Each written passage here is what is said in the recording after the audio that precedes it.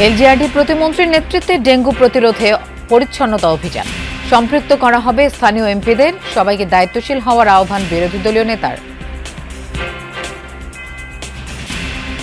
মানুষের কি দাবি, ওনার কি চাহিদা, এগুলো আমাদের সীমাবদ্ধতার মধ্যে থেকে আস্তে আস্তে বাস্তবায়ন করবার জন্য যদি সরকারের সংগত উদ্যোগের বিরোধী দল আমরা যথাযথ সহযোগিতা করি, আমরা একটা ভালো দেশ গড়তে পারবো ইনশাআল্লাহ।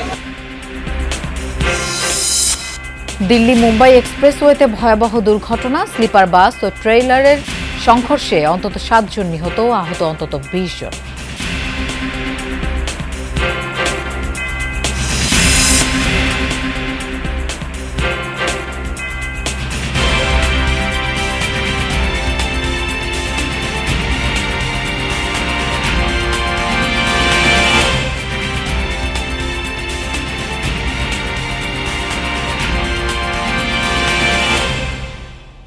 শুভেচ্ছা, আমন্ত্রণ যমুনা নিউজে। আপনাদের সঙ্গে থাকছি আমি মৌসুমী আহমেদ লোপা। এতক্ষণ শিরোনাম দেখছিলেন। কিলিয়ান এমবাপ্পের রেকর্ড গড়া রাতে সুইডেনকে 3-0 গোলে উড়িয়ে বিশ্বকাপের শেষ 16তে জায়গা করে নিল ফ্রান্স। কোয়ার্টার ফাইনালে ওঠার লড়াইয়ে ফ্রান্সের পরবর্তী প্রতিপক্ষ প্যারাগুয়ে। নিউ জার্সির মেটলাইফ স্টেডিয়ামে শুরু থেকেই সুইডিশদের উপর চড়াও হয় ফরাসিরা। 44 মিনিটে ওলিসের পাস থেকে প্রথম ডেডলক ভাঙেন এমবাপ্পে। 53 মিনিটে ব্যবধান দ্বিগুণ করেন বারকোলা। আর 74 মিনিটে নিজের দ্বিতীয় গোল করে ফ্রান্সের বড় জয় নিশ্চিত করেন এই রিয়াল মাদ্রিদ তারকা।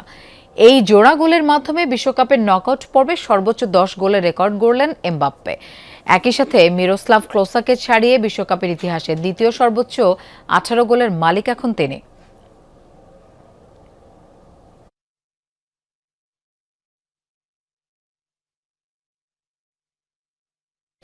ছিয়াশি মিনিটে হালান্ডের সেই ট্রেডমার্ক ফিনিশিংয়ে জয়সূচক গোলে আইভরি কোস্টকে স্তব্ধ করে প্রথমবারের মতো বিশ্বকাপের নকআউট ম্যাচ জিতল নরওয়ে।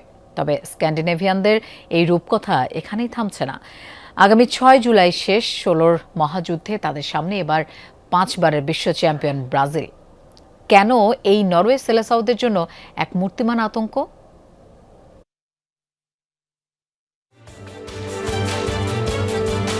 ডালাসের নাটকের শেষ অঙ্কটা যেন আগে থেকেই লেখা ছিল নরওয়ের গোল মেশিন আর্লিং হ্যালান্ডের জন্য।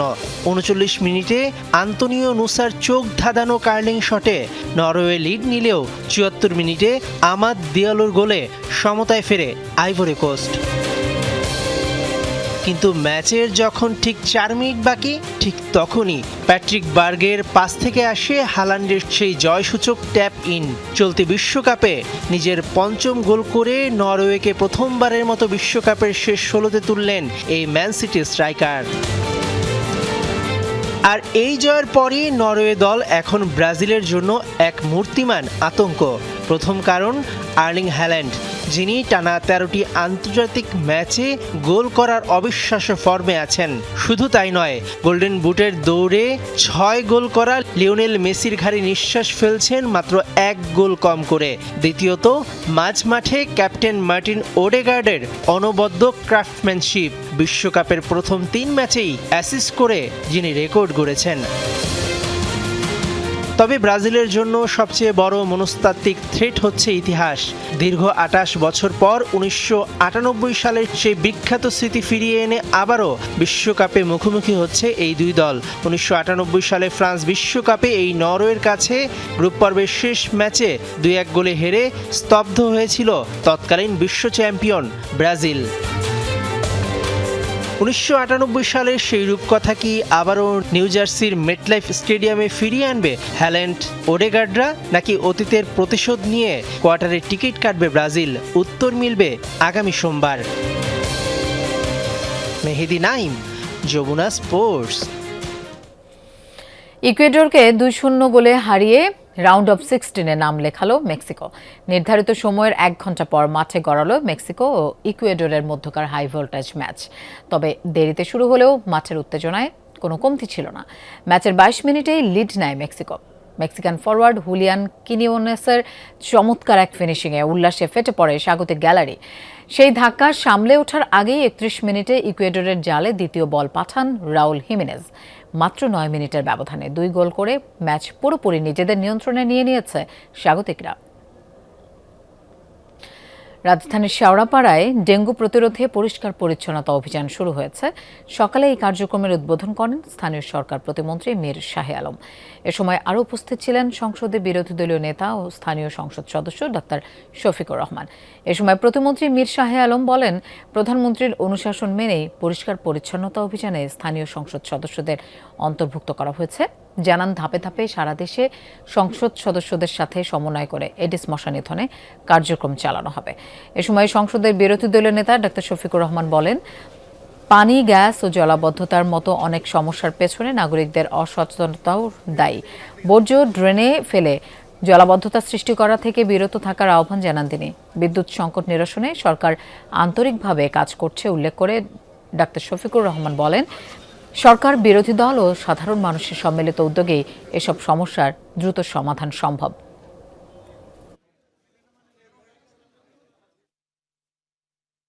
উনি আমাকে আলাদাভাবে অনুশাসন জারি করেছেন যে বিরোধী দলীয় নেতার সঙ্গে সাক্ষাৎ করে ওনার নির্বাচন এলাকায় গিয়ে মানুষের কি দাবি, ওনার কি চাহিদা, এগুলো আমাদের সীমাবদ্ধতার মধ্যে থেকে আস্তে আস্তে বাস্তবায়ন করবার জন্য। যদি সরকারের সঙ্গত উদ্যোগে বিরোধী দল আমরা যথাযথ সহযোগিতা করি, আমরা একটা ভালো দেশ গড়তে পারবো ইনশাআল্লাহ। দেশ শুধু সরকারি দলের না, শুধু বিরোধী দলের না, দেশ আপামর জনগণের। ঝালকাঠিতে বাড়ছে ডেঙ্গুর প্রকোপ। জেলা শহরের কাঠপট্টি, বান্দাঘাট, বাঁশপট্টি, কলাবাগান, স্টেশন রোড, সিটি পার্ক ও ফকিরবাড়ি এলাকাকে ডেঙ্গু ঝুঁকিপূর্ণ হিসেবে চিহ্নিত করেছে প্রশাসন। এ নিয়ে আমরা আরও জানবো। ঝালকাঠি থেকে আমাদের সাথে যোগ দিচ্ছেন সহকর্মী দুলাল সাহা। দুলাল, ঝালকাঠিতে এবার ডেঙ্গুর প্রকোপ কেমন দেখছেন? মশা নিধন বা পরিষ্কার পরিচ্ছন্নতা অভিযানের কোনো উদ্যোগ নেওয়া হয়েছে কিনা ঝালকাঠিতে?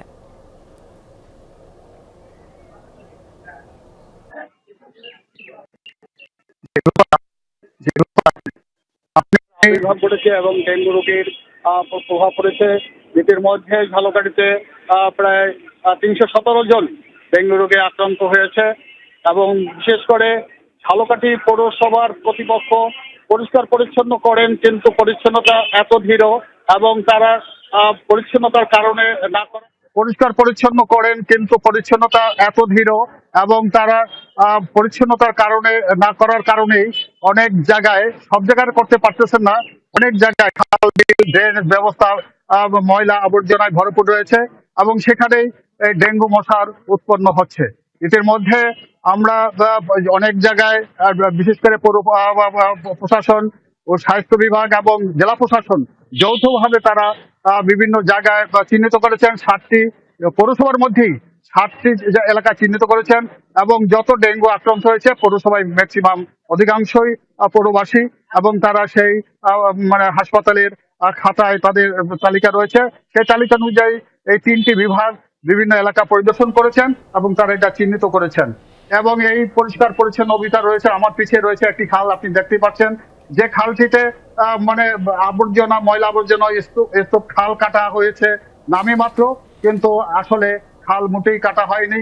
এ নিয়ে পৌরবাসীর ক্ষোভ রয়েছে। ড্রেনেজ ব্যবস্থা ঝালকাঠি পৌরসভায় ভেঙে পড়েছে এবং এ কারণেই মানুষ অনেক কিছু সমস্যা দেখা দিয়েছে। ধন্যবাদ দুলাল আমাদের সাথে যোগ দেওয়ার জন্য। বাংলাদেশ আনসার ও ভিডিপির অনলাইন মিডিয়া প্রান্তিক কণ্ঠস্বরের উদ্বোধন অনুষ্ঠানে এই মুহূর্তে বক্তব্য রাখছেন তথ্য সম্প্রচার মন্ত্রী জহিরুদ্দিন স্বপন। আমরা সরাসরি সেখানে চলে যাচ্ছি। এবং নতুন জ্ঞানের প্রেক্ষিতে নতুন করে কর্ম পরিকল্পনা তৈরি করা, নতুন করে লক্ষ্য নির্ধারণ করা এবং সেই লক্ষ্য বাস্তবায়ন করার জন্য নতুন করে কর্মকৌশল নির্ধারণ করা এবং এই পুরো ব্যাপারটাকে নেতৃত্ব দেওয়ার জন্য একটা ডিজিটাল লিডারশিপকে গ্রহণ করা, এই পুরো ব্যাপারটাই একটা সম্পূর্ণ আধুনিক এবং প্রযুক্তি নির্ভর।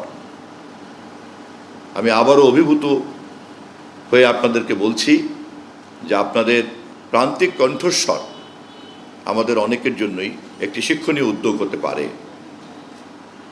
আমি চেষ্টা করব আপনাদের প্রান্তিক কণ্ঠস্বরের এই উদ্যোগকে বাংলাদেশের সংশ্লিষ্ট অন্যান্য সকল জায়গাতে দৃষ্টান্ত আকারে সামনে তুলতে, যাতে অন্যরাও আপনাদেরকে অনুকরণ করে।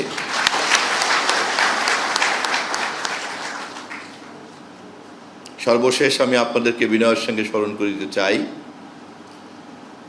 আমরা যেই নতুন বাতায়নে প্রবেশ করেছি এটি কিন্তু স্ট্যাটিক না,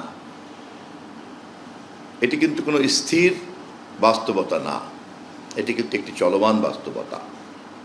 ফলে প্রতিনিয়তই কিন্তু এই পরিবর্তনের দিকে আমাদের যেমন নজর রাখতে হচ্ছে, তেমনি প্রতিনিয়তই পরিবর্তিত এই পরিস্থিতির সঙ্গে নিজেদেরকে খাপ খাওয়াতে হচ্ছে।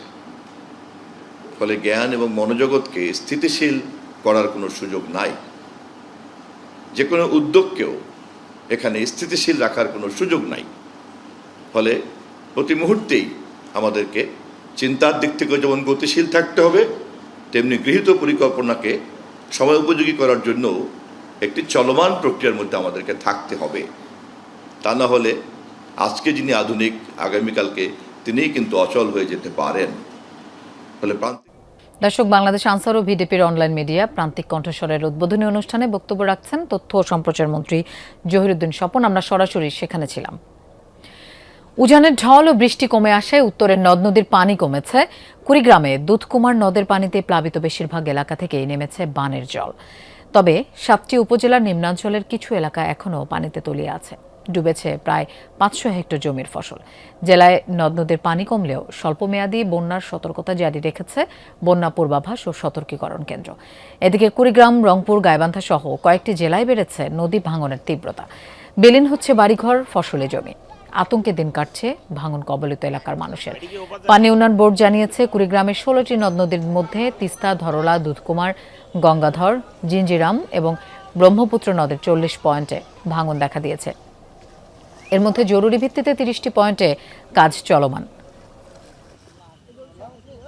বাড়িঘর দেখতে বাড়ানো যায় না, বাজার যাওয়া যায় না, বুঝেন নাই, পরিবার নিয়ে অনেক সমস্যাতে আছে। আমি 80,000 টাকা এনজিও থেকে লোন উড়াইয়া এই পটল ক্ষেত করছি, শশা করছি এবং পাট ক্ষেতও করছি।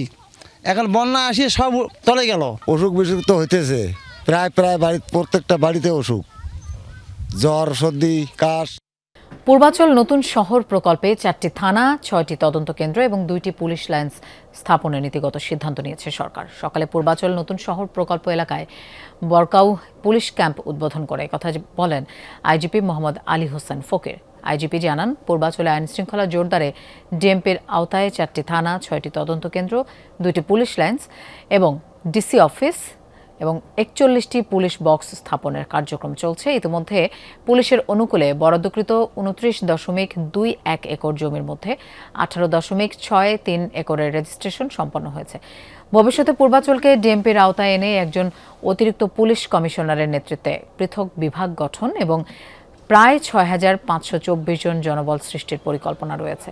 এ সময় উপস্থিত ছিলেন ডিএমপি কমিশনার মোসলেউদ্দিন আহমেদ সহ পুলিশের ঊর্ধ্বতন কর্মকর্তারা। বাংলাদেশ পুলিশের সকল ঊর্ধ্বতন কর্মকর্তাবৃন্দ, আইন শৃঙ্খলা পরিস্থিতির উন্নতির লক্ষ্যে রাজধানী উন্নয়ন কর্তৃপক্ষের আওতাধীন পূর্বাচল নতুন শহর প্রকল্প এলাকায় ডিএমপির সর্বমোট 4টি থানা, 6টি তদন্ত কেন্দ্র, 2টি পুলিশ লাইন স্থাপনের জন্য সরকার কর্তৃক নীতিগত সিদ্ধান্ত গৃহীত হয়েছে। এছাড়াও 3টি ডিসি অফিস স্থাপনের কার্যক্রম চলমান রয়েছে। রাজধানীর গুলশানের হোলি আর্টিজান বেকারিতে জঙ্গি হামলার 1 দশক আজ। 2016 সালের 1 জুলাই সেই ভয়াবহ হামলায় দেশি বিদেশি 22 জন নিহত হন, যা শুধু বাংলাদেশ নয়, পুরো বিশ্বকে নাড়িয়ে দিয়েছিল। গুলশানের 79 নম্বর সড়কের হোলি আর্টিজান বেকারিতে রাতে আচমকা হামলা চালায় 5 জঙ্গি। এতে 2 পুলিশ কর্মকর্তা, 9 ইতালীয়, 7 জাপানি নাগরিক সহ নিহত হন 22 জন। রাতভর আতঙ্কের পর ভোরে কমান্ডো অভিযানে নিহত হয় 5 জঙ্গি। এ ঘটনায় মামলায় 2019 সালের 27 নভেম্বর ঢাকার সন্ত্রাস বিরোধী বিশেষ ট্রাইব্যুনালের বিচারক মোহাম্মদ মুজিবুর রহমান একজনকে খালাস দিয়ে 7 জনের মৃত্যুদণ্ড দেন। 2023 সালের 30 অক্টোবর বিচারিক আদালতের মৃত্যুদণ্ডের পরিবর্তে 7 জনকে আমৃত্যু কারাদণ্ড দেন হাইকোর্টের পর আসামিরা আপিল বিভাগে আপিল করেন, যা বর্তমানে শুনানির অপেক্ষায় রয়েছে। আগামীকাল থেকে শুরু হচ্ছে চলতি বছরের উচ্চ মাধ্যমিক স্কুল সার্টিফিকেট, এইচএসসি ও সমমানের পরীক্ষা। এবছর 11টি শিক্ষা বোর্ডে ফর্ম পূরণ করেছেন 12,67,486 জন পরীক্ষার্থী। এবার বোর্ড ভিত্তিক হিসেবে সবচেয়ে বেশি পরীক্ষার্থী ঢাকা বোর্ডে। এই বোর্ডে 310টি কেন্দ্রে এইচএসসি পরীক্ষা দেবে 3,393 জন। দেশের 2,697টি পরীক্ষা কেন্দ্রে পরীক্ষার্থীরা পরীক্ষায় অংশ নেবেন। প্রথম দিনে দেশের 9টি সাধারণ শিক্ষা বোর্ডের বাংলা প্রথম পত্র পরীক্ষা অনুষ্ঠিত হবে। সব বোর্ডে সকাল 10টা থেকে পরীক্ষা শুরু হয়ে চলবে দুপুর 1টা পর্যন্ত। পরীক্ষার্থীদের 30 মিনিট আগে কেন্দ্রে প্রবেশের জন্য বলা হয়েছে। এইচএসসি ও সমমান পরীক্ষায় সুষ্ঠু, স্বচ্ছ, নকলমুক্ত পরিবেশ নিশ্চিত করতে কেন্দ্র পরিচালনা, প্রশ্নপত্র নিরাপত্তা, পরীক্ষার্থী প্রবেশ, কক্ষ ব্যবস্থাপনা সহ সব বিষয়ে বিস্তারিত নির্দেশনা দিয়েছে শিক্ষা বোর্ডগুলো। ব্যবসা গরমে যখন অতিষ্ঠ জনজীবন, তখন ভোগান্তি আরও বাড়িয়েছে ঘন ঘন লোডশেডিং। দেশের বিভিন্ন জেলায় দিনের বেশিরভাগ সময়ই থাকছে না বিদ্যুৎ। এর প্রভাব পড়েছে মানুষের জীবনযাত্রায়। নিরবচ্ছিন্ন বিদ্যুতের দাবিতে কয়েক স্থানে সড়কে বিক্ষোভ করেছেন স্থানীয়রা। সেই সাথে বিদ্যুৎ অফিসে ভাঙচুর ও হামলার হুমকি দেওয়ার ঘটনাও ঘটেছে।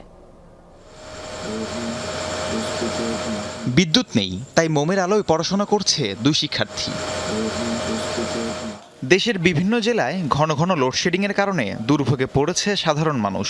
বিভাগীয় ও জেলা শহরের তুলনায় গ্রামাঞ্চলে পরিস্থিতি আরও বেগতিক। ভ্যাপসা গরমের মাঝে দিনের বেশিরভাগ সময় বিদ্যুৎ বিভ্রাটের প্রভাব পড়েছে মানুষের জীবনযাত্রায়। সারাদিনে অনলি 8 থেকে 10 ঘন্টা কারেন্ট থাকে। লোডশেডিংয়ের পরিমাণটা অনেক বেশি, যে কারণে আমাদের ব্যবসা বাণিজ্য অনেকটাই আগের থেকে খারাপ অবস্থায় আছে। ফজরের নামাজ পড়তে গেলে বিদ্যুৎ নাই, আসর পড়তে গেলে বিদ্যুৎ নাই, মাগরিব পড়তে গেলে বিদ্যুৎ নাই, রাতের বেলা সালফাল এবং বৃদ্ধ মানুষের খুব সমস্যা। বিদ্যুৎ না থাকার কারণে আমরা ভালো মতো পড়াশোনা করতে পারতেছি না। গরমের ভেতর আমাদের পড়তে অনেক সমস্যা হচ্ছে। দিনের পর দিন ভোগান্তি সইতে না পেরে অতিষ্ঠ মানুষ সড়কে নেমেও করছেন প্রতিবাদ। সম্প্রতি জামালপুরে স্বাভাবিক বিদ্যুৎ সরবরাহের দাবিতে মহাসড়ক অবরোধ করেন স্থানীয়রা। টাঙ্গাইলেও নিরবিচ্ছিন্ন বিদ্যুৎ সরবরাহের দাবিতে মহাসড়কে চলে স্থানীয়দের বিক্ষোভ। কারেন্ট থাকে না গো, খুব রাতে সারা রাত কারেন্টই থাকে না। এই দিন মানে পরে যে লাইনে দূরে 1 ঘন্টা থাকে আর 4 ঘন্টায় থাকে না। রাতের বেলা তো কারেন্ট থাকে না, থাকেই না। দিনে যে একটু শান্তিমতো থাকবো, এই রোদের তাপে থাকা যায় না, বাড়িতেও থাকা যায় না, এবং কারেন্টও ডিস্টার্ব করে। সকল কিছুই কারেন্টের উপরে নির্ভর করে।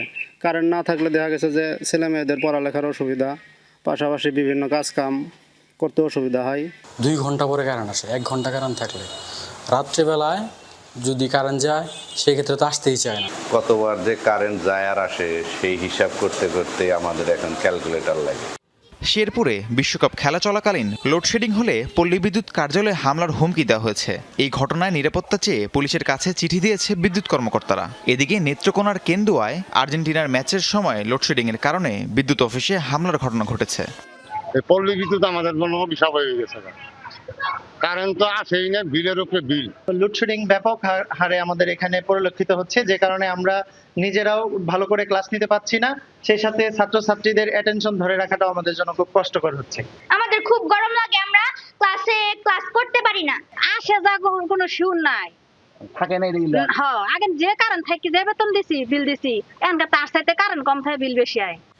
একদিকে যখন ক্ষোভে ফুঁসছে মানুষ, তখন বিদ্যুৎ কর্মকর্তারা জানালেন চাহিদার তুলনায় সরবরাহ মিলছে কম। তাই শিডিউল করে জেলা, উপজেলা ও শহরে লোডশেডিং দেওয়া হচ্ছে। আমরা এই বিষয়টি আসলে ঊর্ধ্বতন কর্মকর্তা মহোদয়কে আসলে অবহিত করছি। পাশাপাশি আমাদের বাংলাদেশ সরকারের আসলে সদের দৃষ্টি আছে এ ব্যাপারে, যে খুব তাড়াতাড়ি হয়তো বিদ্যুতের অবস্থা ভালো হতে পারে। তখন বিদ্যুতের বরাদ্দ যদি আমরা বেশি পাই, তাহলে আমরা আপনাদেরকে আসলে আরো ভালো বিদ্যুৎ দিতে বা সেবা দিতে আমরা চেষ্টা করব। দ্রুত স্বাভাবিক ও নিরবিচ্ছিন্ন বিদ্যুৎ সরবরাহ নিশ্চিতের দাবি সাধারণ মানুষের। রাহিম সারোয়ার, যমুনা নিউজ। ভেনেজুয়েলায় জোড়া ভূমিকম্পে প্রাণহানি বেড়ে 2000-এর কাছাকাছি দাঁড়িয়েছে। আহতের সংখ্যা প্রায় 10,000। এখনও নিখোঁজ আনুমানিক 50,000 মানুষ। ভূমিকম্পের 1 সপ্তাহ পরও জীবিত উদ্ধার হচ্ছে বহু ব্যক্তি। উদ্ধার অভিযানে কাজ করছে 27 দেশের 2000-এর বেশি কর্মী। ভূমিকম্পে প্রায় 59,000 অবকাঠামো ক্ষতিগ্রস্ত। এগুলোর মধ্যে বেশিরভাগই পুরোপুরি ধ্বংস হয়ে গেছে। গৃহহীন হয়ে পড়েছে দেশটির 16,000-এর বেশি মানুষ। গেল বুধবার স্থানীয় সময় সন্ধ্যা 6টার দিকে মাত্র 39 সেকেন্ডের ব্যবধানে দুবার ভূমিকম্পে কেঁপে ওঠে ভেনেজুয়েলা, যার প্রথমটি 7.2 এবং পরেরটি ছিল 7.5 মাত্রার। এখন পর্যন্ত অন্তত 689টি আফটার শক অনুভূত হয়েছে, যেগুলো 3 থেকে সর্বোচ্চ 5.2 মাত্রার ছিল।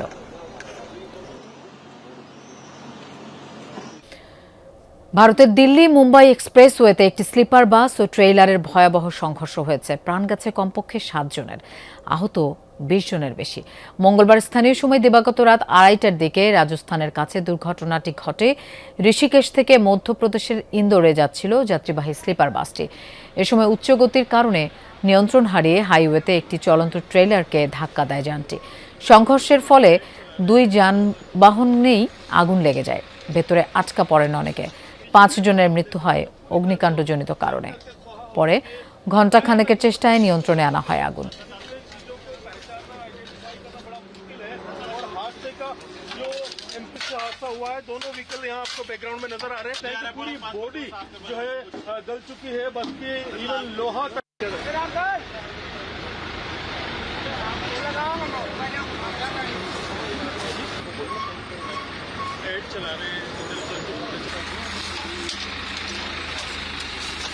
है बस आप देख सकते हैं पूरी तरह से जल करके स्वाहा हो चुकी है। टायर तक नहीं तरीके से जल चुके हैं, जिसमें चीजों को पहचानना आइडेंटिफाई करना पड़ा। যুক্তরাষ্ট্র ইরান বৈঠক নিয়ে এখনও কাটেনি অনিশ্চয়তা। ওয়াশিংটন ও তেহরানের প্রতিনিধিরা কাতারে অবস্থান করলেও মুখোমুখি আলোচনায় বসবে না কোনো পক্ষ। দোহায় মার্কিন দূত স্টিভ উইটকফ ও জ্যারেড কুশনারের সাথে এরই মাঝে বৈঠক সম্পন্ন করেছেন কাতারের প্রধানমন্ত্রী শেখ মোহাম্মদ বিন জসিম আল থানি। এদিকে মধ্যস্থতাকারীদের সাথে আলোচনার জন্য কাতারে অবস্থান করছেন ইরানের প্রতিনিধিরাও। তবে হরমুজ ইস্যু, লেবাননে আগ্রাসন বন্ধ, নিষেধাজ্ঞা প্রত্যাহার এবং বিভিন্ন দেশে জব্দ থাকা তহবিল অবমুক্ত করার বিষয়গুলো সুরাহা না হওয়া পর্যন্ত চূড়ান্ত চুক্তি নিয়ে আলোচনা করবে না বলে তেহরান এমন হুঁশিয়ারি দিয়েছেন ইরানের পার্লামেন্ট স্পিকার বাঘের কালিবাফ। এদিকে সরাসরি না হলেও হরমুজ ঘিরে উত্তেজনা নিরসনে ইরানের সাথে পরোক্ষভাবে আলোচনা চালিয়ে যাওয়ার ইঙ্গিত দিয়েছে যুক্তরাষ্ট্র।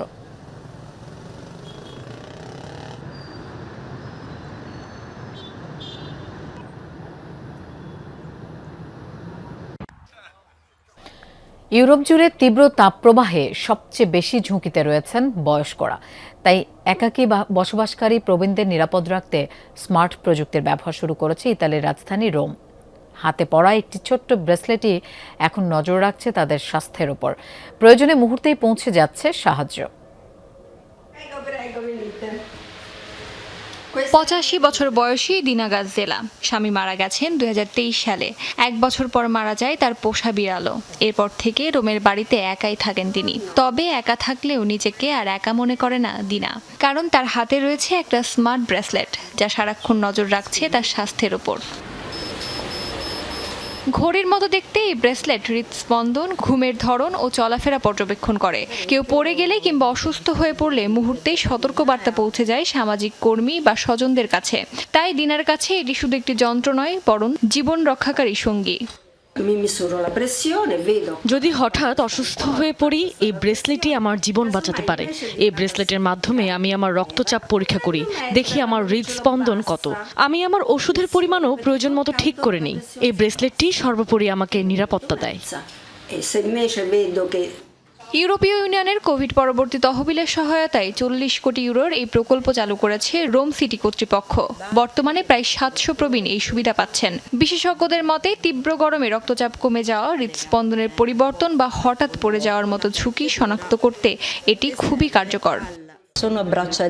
এই গরমে বয়স্কদের জন্য ব্রেসলেটটি অত্যন্ত গুরুত্বপূর্ণ, বিশেষ করে যাদের রক্তচাপ কমে যায় এবং হৃদস্পন্দন স্বাভাবিকের চেয়ে কিছুটা কম থাকে। আমরা লক্ষ্য করেছি যে অতিরিক্ত গরম এবং প্রচণ্ড ঘাম হওয়া সত্ত্বেও এটি তাদের শান্ত থাকতে অনেক সাহায্য করেছে।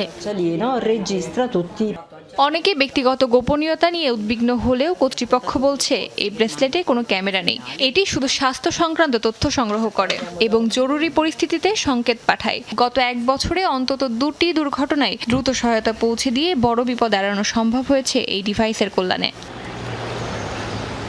ইউরোপে যখন তাপপ্রবাহে বাড়ছে প্রবীণদের স্বাস্থ্য ঝুঁকি, তখন প্রযুক্তি নির্ভর এই উদ্যোগকে তাদের নিরাপত্তা ও মানসিক স্বস্তি নিশ্চিত করার নতুন অনুষঙ্গ হিসেবে দেখছে সংশ্লিষ্টরা। অস্মিতা বিশ্বাস, যমুনা নিউজ। দর্শক, এই ছিল যমুনা নিউজ।